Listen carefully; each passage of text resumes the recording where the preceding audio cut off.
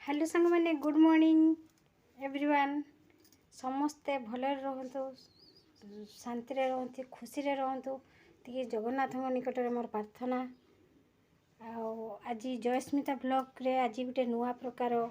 भजा माने गाँवली हिसाब से आम तो मिडिल स्टैंडर्ड लोक आम तो जहाँ पखालटा आम प्रिय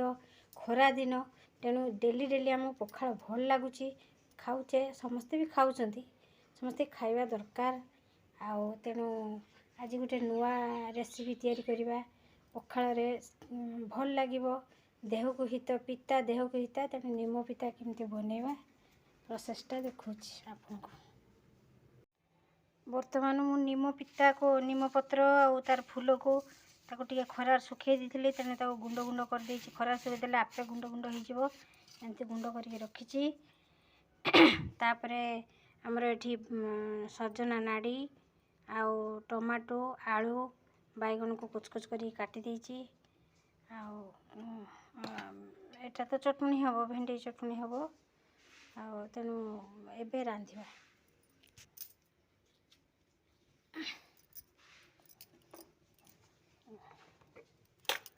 प्रथमे तेल टिके पकईदेवा पड़ी टिके पकईदेवा पकईदेवा पकई सारा पर पिता को सारा पर पिता को आम पकईदेवा टे भाजी देले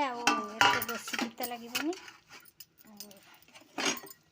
पिता तो खाइले देह भल कि अति पिताटा भी खाई हेनी तेणु एमती टे भाजी देले से तार बास्ना भी गोटे अलग प्रकार आसे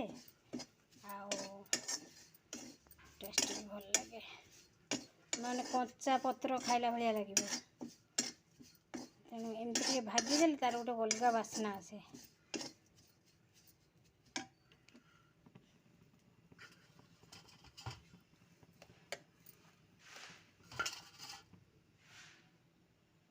गलानी की बास्ना आज पखाल कंसा उड़ो काढ़ी देछि तापर तेल रे लंका पकईदेमी लंका पकई परिवा को थरे भाजी तेल रे भाजीदेवा तेल रे भाजीदेने तेल रे सीझी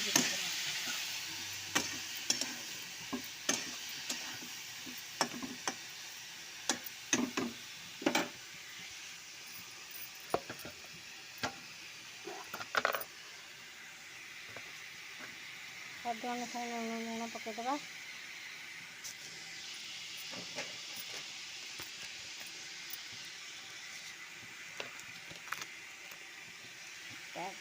हल्दी गुंड पकईदेवा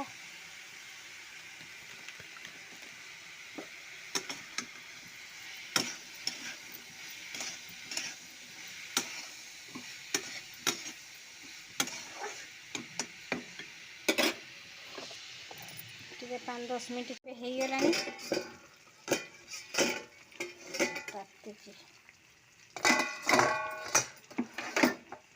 एबे हो गला तार येटा परिवाटा हो गला आलू सीझलानी हाँ आलू सीझी बर्तमान पिता को पकई